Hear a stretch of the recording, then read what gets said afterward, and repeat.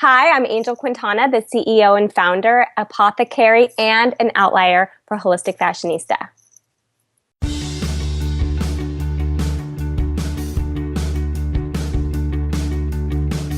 Welcome to Outlier on Air with Ever Gonzalez, the show where we interview the founders, disruptors, and mavens of the world. Learn how grit, failure, and success are all a part of the entrepreneurial journey. Hey everybody, welcome to Outlier on Air, the podcast where we interview founders, disruptors, and mavens. As always, I'm your host, Ever Gonzalez. On today's episode, we have Angel Quintana. She is the founder and creative director of Holistic Fashionista. Angel, welcome to the show. Thank you. Thanks so much for having me. We're excited to have you on the show for a lot of different reasons. We like your story. We like what you're doing now with with the coaching, with just being a positive influence, with the branding, all that good stuff. But before we do that, and before we get into kind of the good, the bad, and the ugly of being an entrepreneur in general, tell us where you're calling us from. Where are you located? We're located in Los Angeles. So with what you're doing and being an entrepreneur, what's the vibe for entrepreneurs and startups there? I mean, what are the pros and cons of living and working out of LA? Well, the thing about Los Angeles is it's massive. Yes. So there's a lot of different people and different businesses. There's a lot of things to do. So you're kind of fighting for the market share as far as bringing awareness to whatever it is you're doing. So you've really got to get out there and meet people. And, it's really about connections here and making those, building those relationships. I think that's going to be the strongest way to utilize the Los Angeles sphere of entrepreneurs and, building your customer base. And specifically with what you're working on, are you in your ideal spot? You know what's funny is I don't really do a lot of local stuff. Oh, really? Okay. Built my entire business online, so I have clients and customers all over the globe. So I'm mostly an online business that happens to have their headquarters in Los Angeles. So it doesn't matter if you were in a tiny little town in Idaho or something. You would still be doing what you're doing and doing it well, it looks like. Yep, I would do the exact same thing. I love it. LA, New York, Chicago even sometimes comes with its own little, pros and cons. But I guess with what you're doing, it's not that big of a deal right now. So let's just get into it. But let's talk about Holistic Fashionista first. Tell us what it is and how it works. Okay, so we are an online magazine, an interactive online magazine. We also have a business academy where we actually teach our holistic entrepreneurs how to build their business online, how to automate the sales process, marketing and branding. So it's kind of a twofold where we're obviously advocates of the holistic industry, but our main goal is to help entrepreneurs who are in the holistic field, who are here to make the world a happier, healthier place to be, help them get the spotlight. We really are here to build holistic leaders of tomorrow, and we do that by showcasing their expertise in the magazine. We do that by promoting them. We do a lot of joint venture partnerships, which we have now just launched the Holistic Fashionista Coach certification. So we're really just building our net far and wide all over the globe, and we use the internet in all its capacity, including social media, to reach the masses. Perfect. Let's talk about the magazine part before we kind of get into the coaching, which I want to spend some time on. Mm-hmm. So the magazine part of it, an online magazine, articles, videos, I'm assuming, interactive. Tell us what if I'm on there, my wife is on there, whoever is looking at this, what are they going to get out of it? What's the goal there specifically? You know what? I really believe that the magazine is one of the integral marketing strategies that we've used here at Holistic Fashionista to gain an audience. And what it really does is inspires the, potential entrepreneur, the person thinking about starting a business, the person looking to get healthier so that they can, follow their dreams. So we feature influencers on the cover of the magazine. We do exclusive interviews with brands that we believe are doing awesome things in the world. The article articles are all written by our club members. We have an exclusive monthly membership that's for just club members, where they'll gain access to holistic lifestyle classes and style guides and trainings and all that stuff. But we feature them inside the magazine, and then we promote them all over social media. So it's kind of, you're going to get an overview of everything that we're doing here at Holistic Fashionista in that bi-monthly interactive magazine. First of all, I love the way it looks. It's visually, it's a good looking magazine, online presence there that you have. So the brand is awesome. The content is just as strong. Now, who is this specifically for? Who's your audience for the most part? What type of person? We like to refer to them as the female founders, the ones that are really out there helping people look better, feel better. We're, just adding more confidence in a generality there. But it's mostly women. I'd say we have 95% women readership. We do have some guys that are healers that are participants in the magazine and also just within our community. It's for the woman who's got a passion project. She's really like, okay, I've got a blog, or I started a YouTube channel, or I love Instagram, but I'm just not quite sure how to monetize it. And then there's the second tier of people who have the passion project. They've actually registered the business and they're like, okay, well, what's next? Like, how do I do this? I'm just a solopreneur. There's so many, hands in all these different cookie jars. What do I do first? And she's kind of pulling her hair out at this point. She's feeling a little nuts. She's feeling a little disjointed of just all the different directions that she's being pulled in, because she really does want to get her business off the ground with the main intention of really making a difference with her passion project. When did you get started with this? So the magazine was launched in November of 2012. So we're about 3.5 years old. So it's still pretty new, but we've had the same mission the whole time. So every time we kind of make some twists and turns with the business, it's always going to go back to building holistic leaders of tomorrow. And so how big is the team right now? So I know you have contributors to the articles and things like that, but do you have others that are part-time or full-time with you? Yeah, we've got some full-time employees. We've got 3 full-time employees, and then we've got 2 part-time interns. That's a good size. For what you're doing, right? We've got a pretty strong team. We're kind of branching out. I'm kind of coming full circle, which I know we're going to be talking about the coaching. Yep. But I did start out as a holistic health practitioner before I launched the business part of Holistic Fashionista. So did you start this with the intention of just kind of marketing the things that you and those that were with you, which would have been a perfect place to do it, or did the magazine come kind of on its grow and develop on its own? Does that make sense? Yeah, it's a good question, but it's actually none of those things. It started out about 5 years ago. I enrolled in a natural medicine school to help with my own health issues from another business that just really took every ounce of, energy out of me and just drained me and all these different things. So I got certified as a holistic health practitioner and a nutritional consultant. From there, I went on to help people with skin disorders and people that struggled with panic attacks. I started coaching them,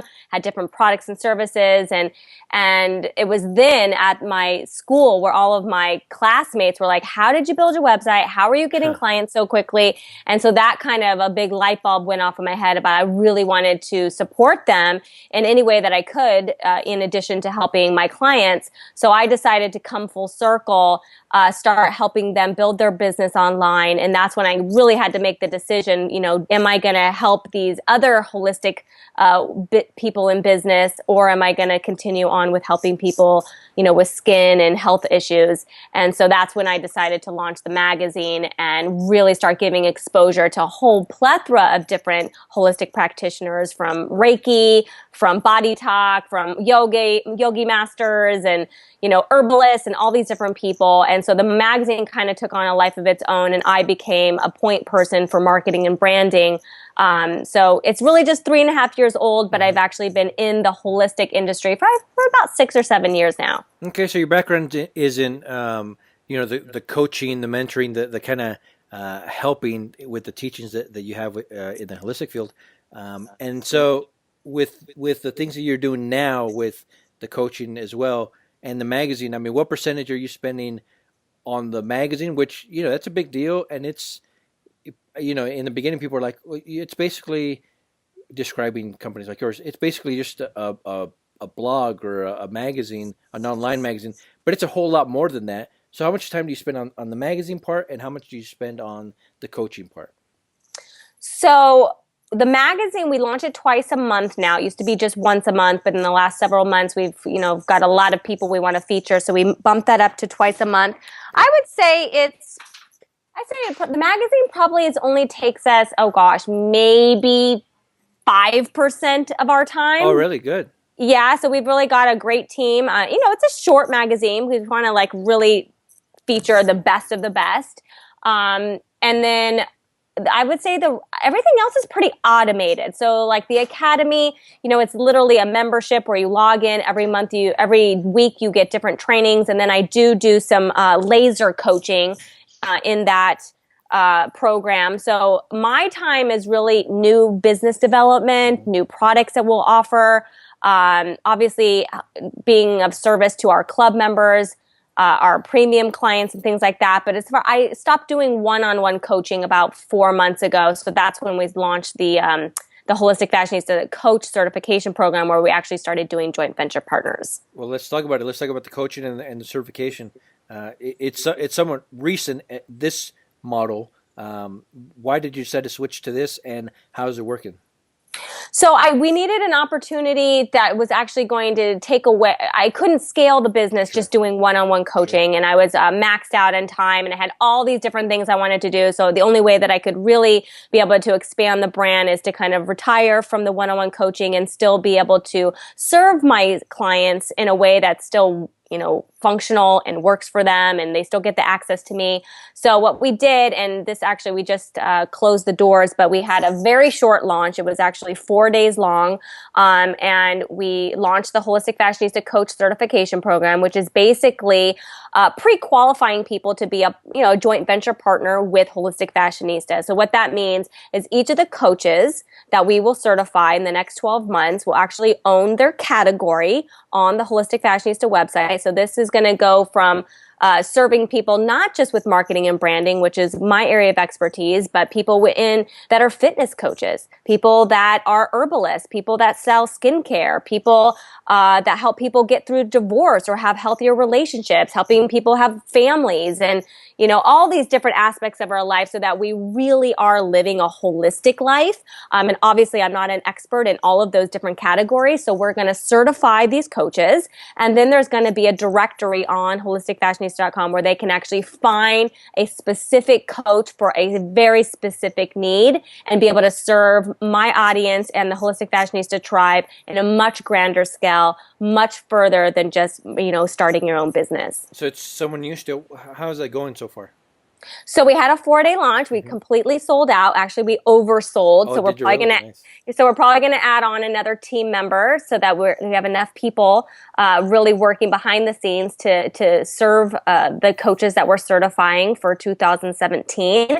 That'll start in September. And yeah, I guess it was just one of those things where you never know when you're doing a launch if it's exactly what people want. But obviously it was, and we just can't wait to get started in September. So with the two different entrepreneurs, two different camps, there are some of us that think that we don't need coaching, we don't need to be certified in any of that stuff. They just want to kind of build their own companies. You're kind of attracting entrepreneurs that are that need a little bit of help and that want to eventually be able to help those around them, right? The ones that are on the fence as far as needing coaching help or wanting to be certified coaches, is there anything that you can kind of do or say to help them kind of, I don't know, push them on your direction? Yeah. So this is a really good question. So the thing that's different about becoming a Holistic Fashionista certified coach is we're not actually teaching you about your expertise so that you can be certified in fitness or whatever. So you already come to us having that area of expertise. I see. So you have an expertise in fitness, you have an expertise in helping people with, fertility or whatever. So you're actually using Holistic Fashionista as a platform for revenue sharing to get in front of our audience. So we're still playing, the marketing agency where we're actually giving you a platform to stand on and reach more people, expand your business. And it can be for any type of coach. It could be somebody who is just starting out and they're like, look, this is where I want to take my business, and we can kind of help you organize it, turn it into products and services. Or it could be the person that's just ready to scale and is going to use the platform as one opportunity for revenue. Nice. Makes sense. So what is this going to look like in 3 years? So in 3 years, well, the thing is, I'm really adamant about, it's not about, quantity, like having thousands and thousands of holistic fashionista coaches, because I really don't want to create competition inside of the platform. So I don't want to have a like 20 fitness people and, 20 nutritional consultants. I really want people to own their niche, even if it's like, I'm the gluten-free nutritional consultant or I'm the vegan. So I want to get super specific. So over time, obviously there's some back-end stuff that we have to be able to manage as well, because we're actually, going to build out their revenue sales funnel and things like that, because everything's going to be housed under the Holistic Fashionista brand, and doing all the profit sharing, all of that. So I would say in 3 years, I think we'll have really created, a 5-star coaching certification platform where when you go to holisticfashionista.com and you might not even realize that there is somebody who specializes in, helping people with autistic children. And we've got a coach for that. Nice. So it's going to be a resource, if you will, so that people can actually, trust that whoever they're going to get on holisticfashionista.com as their coach has been pre-qualified. They've gone through a 12-month certification program. They are people that I would recommend right and left. They're, because I think there's a lot of people, and I'm sure for your listeners, they can probably relate to this.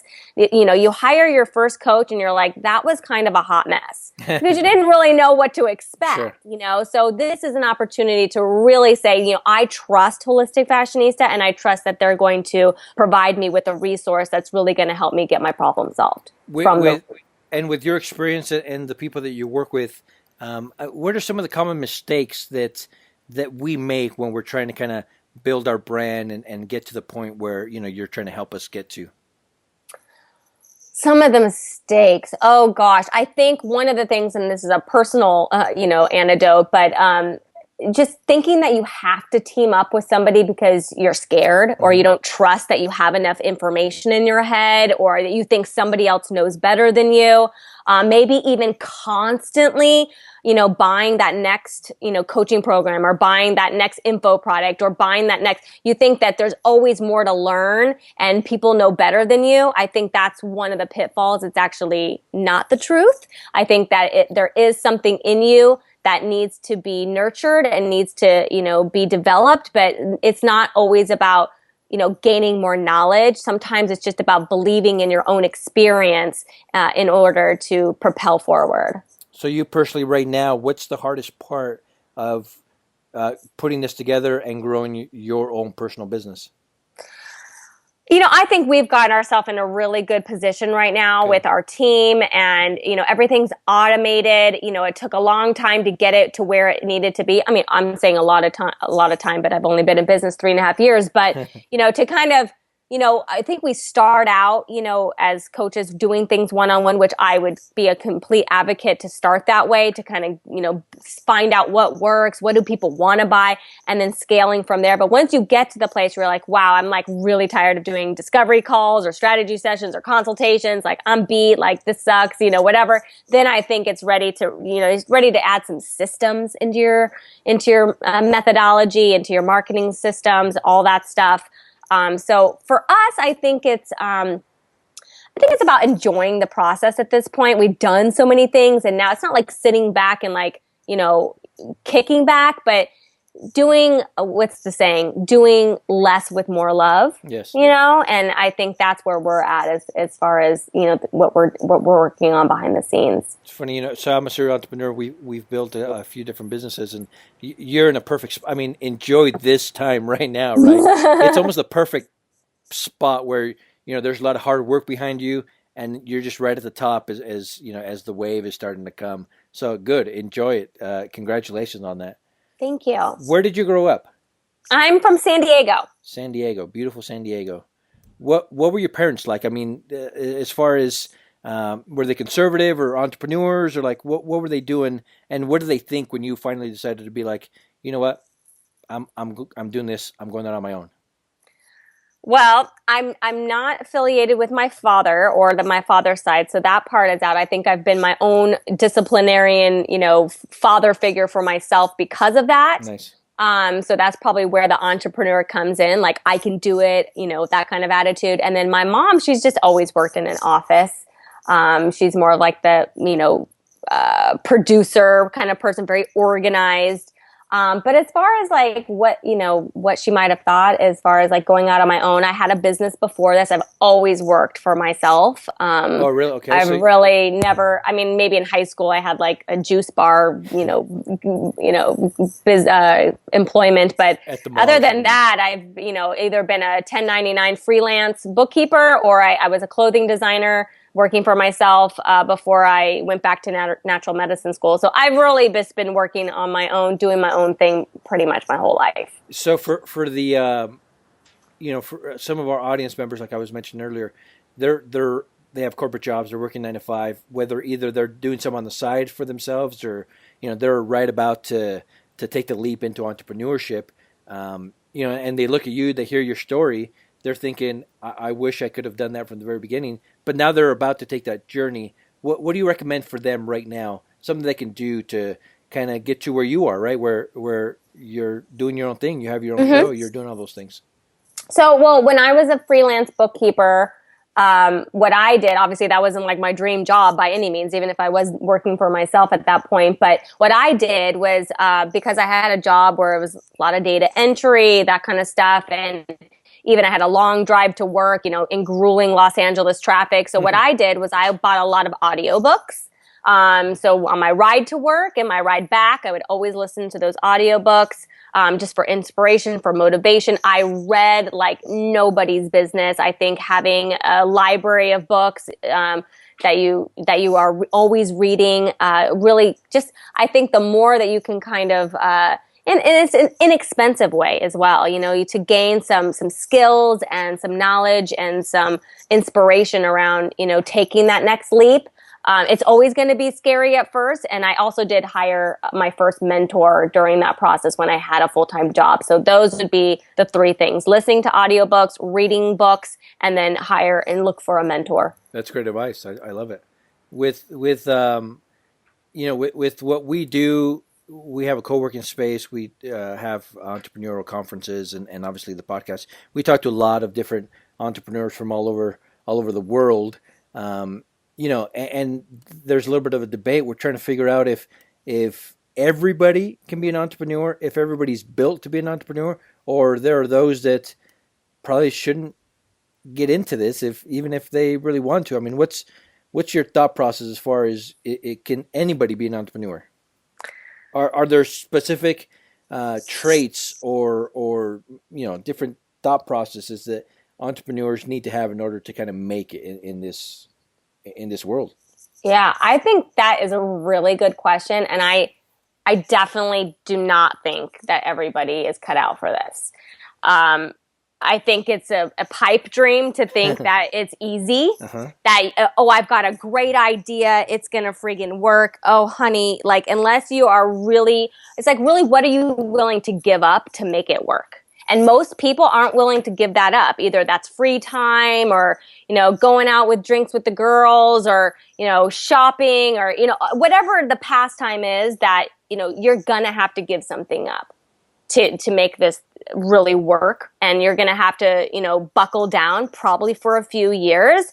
And what's going to happen is if you don't have a strong self-worth, strong self-confidence, all those things, the gremlins are going to show up. And it's going to happen whether you have the confidence or not. But if you have the drive and the self-confidence to overcome the gremlins, the internal gremlins that come up, like, who am I to think this can work? Because those are going to come up. And if you don't have a strong enough, self-identity, all those things, I call it like the rebel in me. The rebel in me is like, I will not be defeated. No, no, no, no, no. So I think there is an internal dialogue that needs to be really strong, which is why I recommend the books and the audiobooks and finding a mentor, because you got to get really strong inside, because it's going to be rough.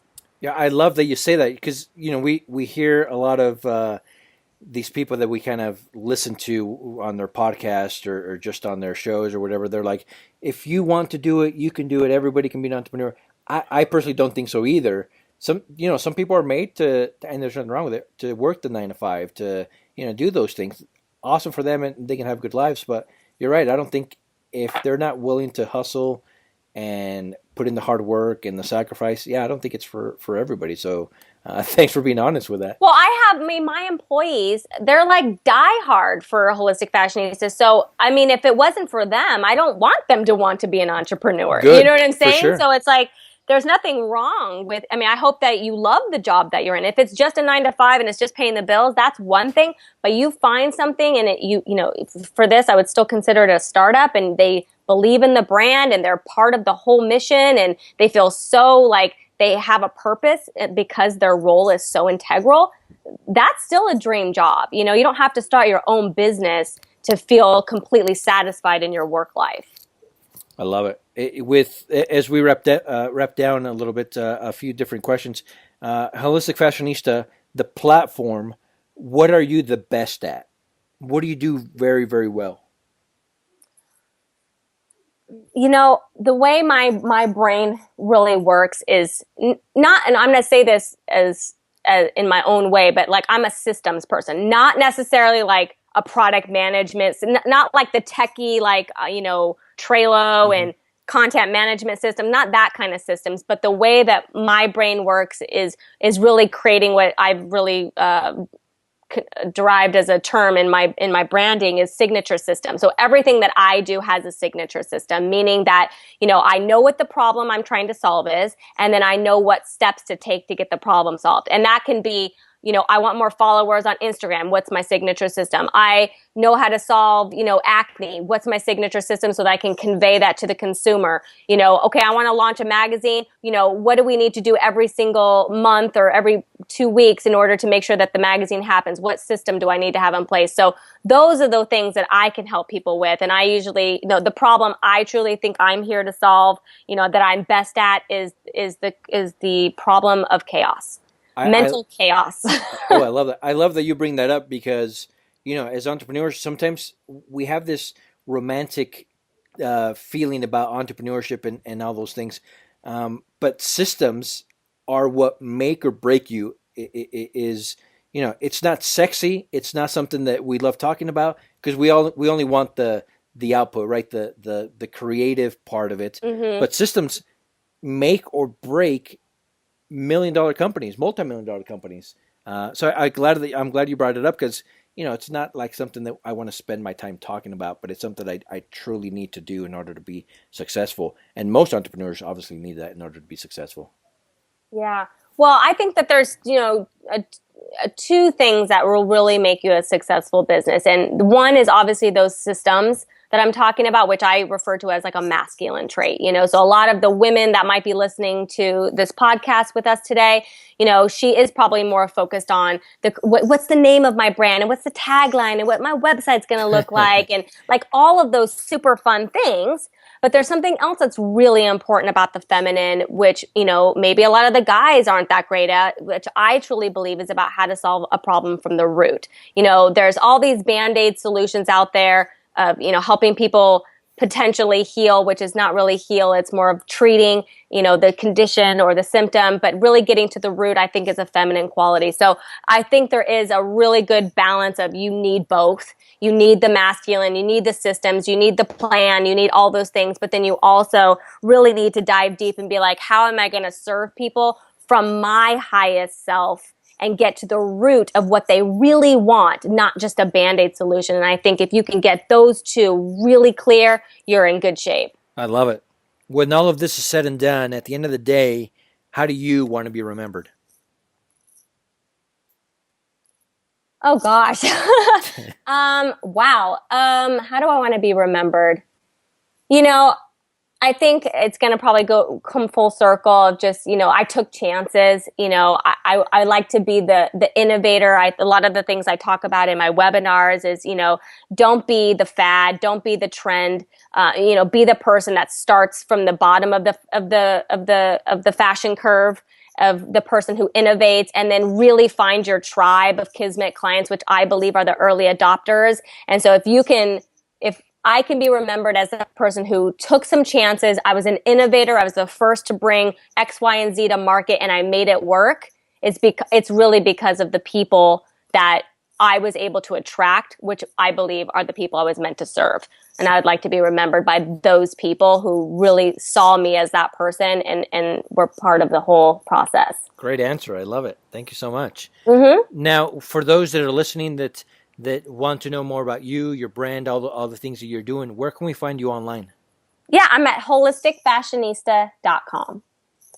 Nice and easy. So Outliers, you can go to outliermagazine.co. That's outliermagazine.co. First of all, subscribe to the podcast, rate, review it. But there we're going to have Angel's website, social media links, anything you want to find. Feel free to reach out to her. She's doing some amazing things. Angel, this has been amazing. We really appreciate you taking the time to talk to us and for your words of wisdom and for being on the show. Thank you so much. This has been so much fun. I really appreciate it. Absolutely. So Outliers, we'll talk to you tomorrow. Okay.